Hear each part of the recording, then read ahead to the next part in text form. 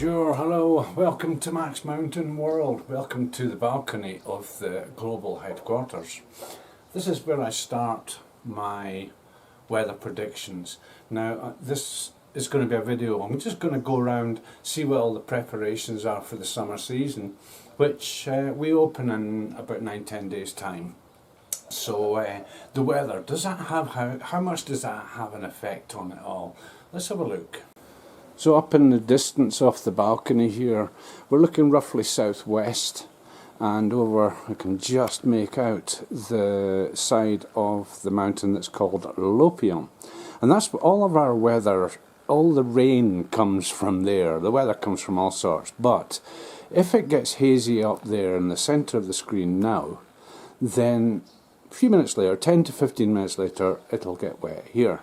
Now you can already see it's already raining. So how does this affect what goes on in the preparations and stuff? Out the back, bike shops, ski and bike shops, they've been getting all their stuff ready as well, and they're in the final throes. Down at the bottom of the piece, the flags are up and the mountain bike tracks are prepared with little jumps and rockers and all sorts. I can see this. Yeah, it's a little rocker thing that they set up, which some of the kids that do better at it kind of have fun with that. We can hear some stuff moving around. I can't see anything from here.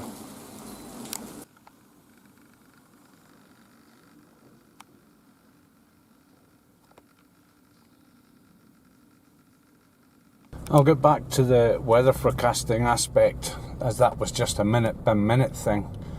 And off season's a good time to get on top of things, so we've got a lot of stuff in the garage that's getting chucked out, and I'll be hiring a vehicle next week to take that to the recycling depot, and that'll be another video. I'll do a quick review of that one. You can see out here what the weather's doing. Oh wow. Okay, let's go.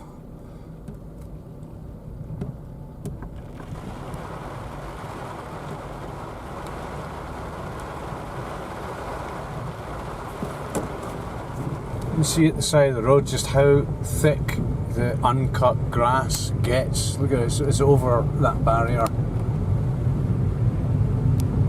With all the works that's going on as well down in 1650, the main station, the roads here tend to get a bit muddy with the trucks coming up with all the dirt and whatnot.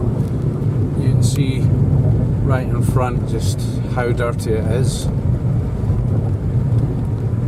When it rains, difficult to keep the car clean.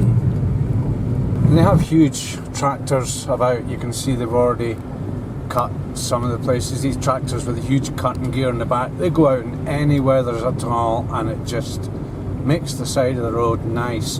In fact, in some places when it's not being cut, you find that it actually makes the road feel narrower if you don't want to be clipping the longer bits of grass with the inside of the bends and stuff.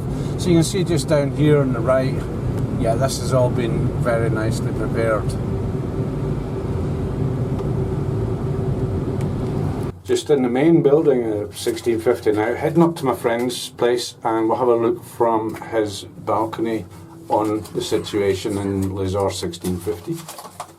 The previous scene at 1850 saw a van with a trailer just disappearing down the track with links to the main station here. Or did I say 1650 there? From 1800, and there's another one coming down. So at the moment, with all the works going on down the side here, they've got it all blocked off round the left there, so vehicles can't come in. They've got to go up to 1850 and then come down this back track down the back here. Now, there's still a few goings on still during the week, a few school groups and stuff, student groups hovering around doing things, but I think the weather's putting a bit of a dampener on all that. There's also preparation, restaurants and things, getting stuff ready. You can see how they've completely redone this terrace here.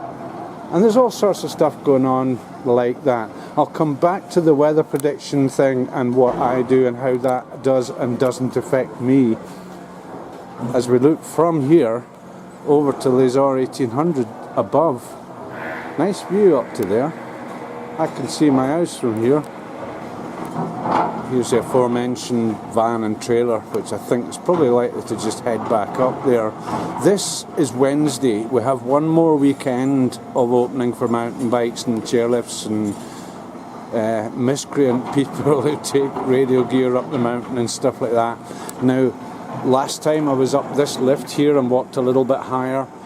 Hopefully there's two lifts to go up here. One takes us up to kind of like the first level, and then way in the mist and the clouds and stuff, there's another lift, the Pustel, which wasn't open last weekend, but it might be open this weekend.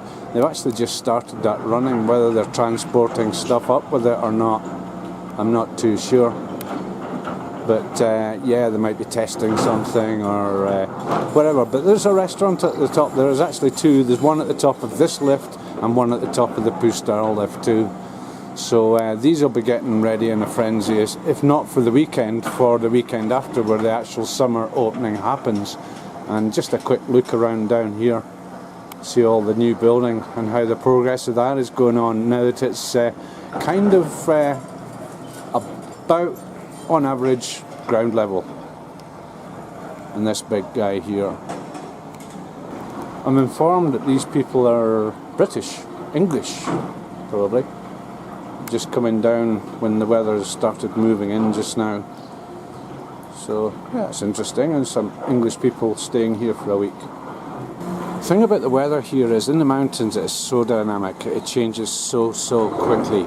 So like I was referring to just now, it's come out of the clouds up the top here. Hopefully I can get up there this weekend with the radio gear. We'll see. Okay, so it just stopped raining and we get some brilliant effects here in the way of a bit of a view check.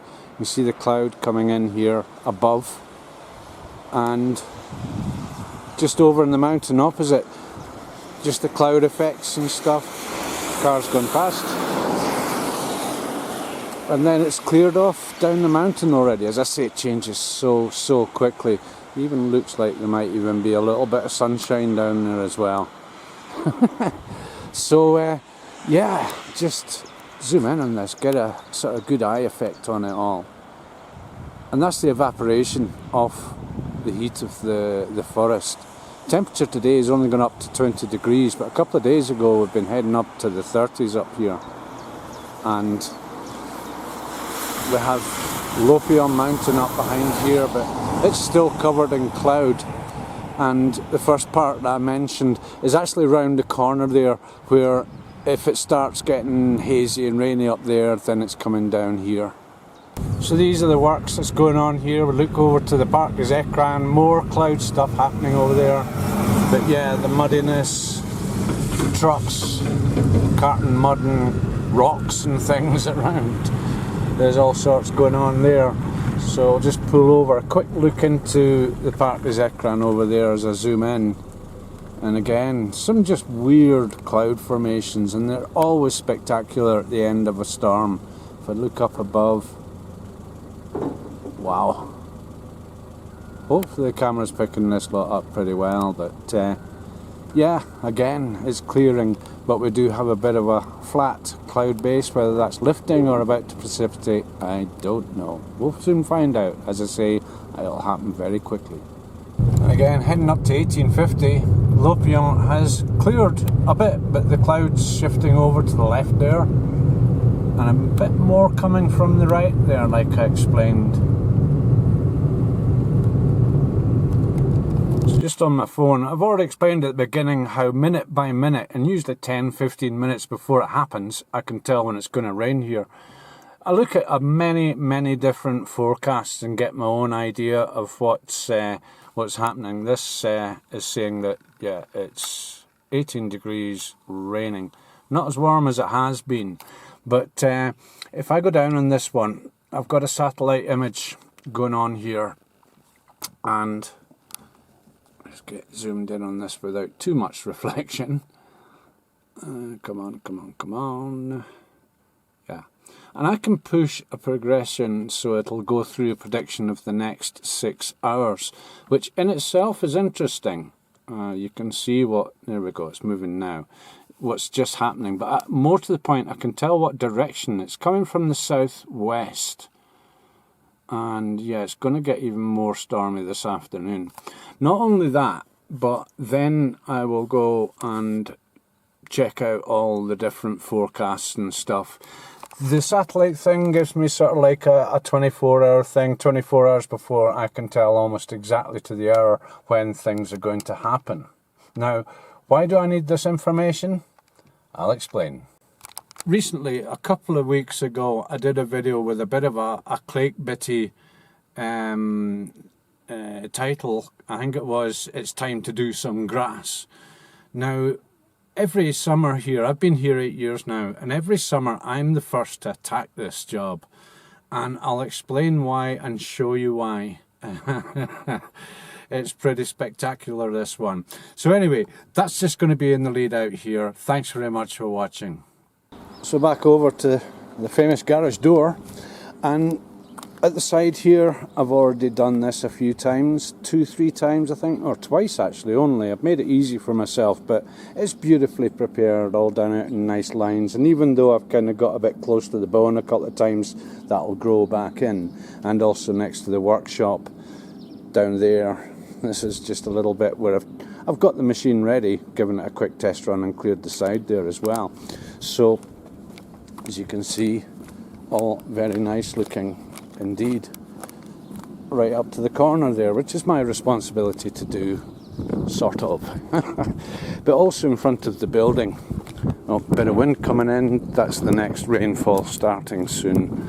And you can see here, 2 cuts at it, 2 attacks at it. The first one, I took it right down to the bone again, and then I've done this and got it looking really, really nice. And in front of the building too, all nicely prepared. And you'd almost call that a lawn, as well as over to the far side there. I'm still working on the back of the building there as well.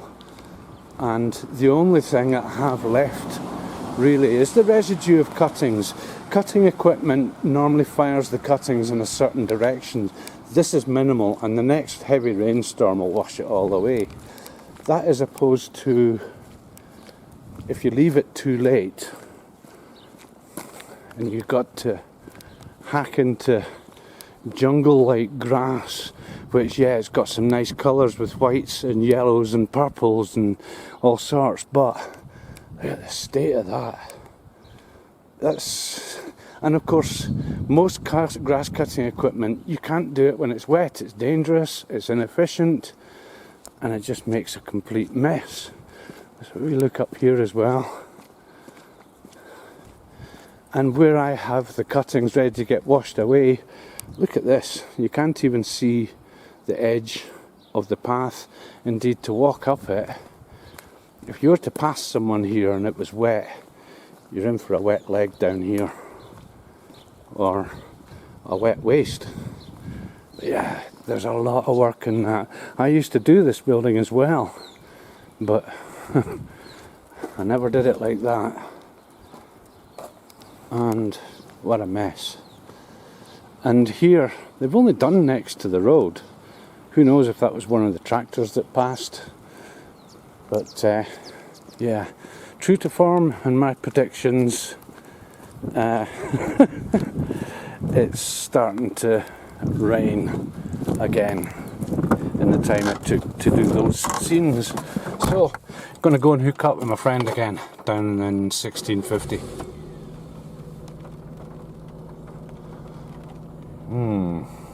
Rain, rain, rain. Hopefully summer's going to be a bit drier. Well, usually the rain is preceded by wind. With this amount of wind, it is going to really, really rain. Wow. Okay. Catch up with my buddy here. It's almost 3 o'clock. Wow.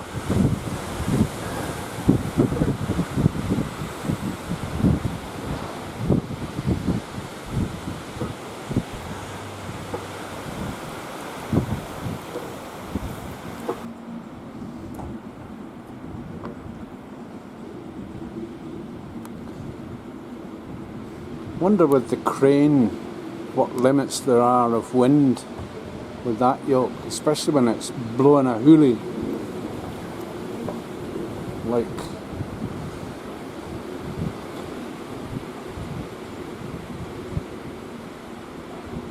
it was a lot stronger a few seconds ago. But I wonder what the limits are for that. There must be something.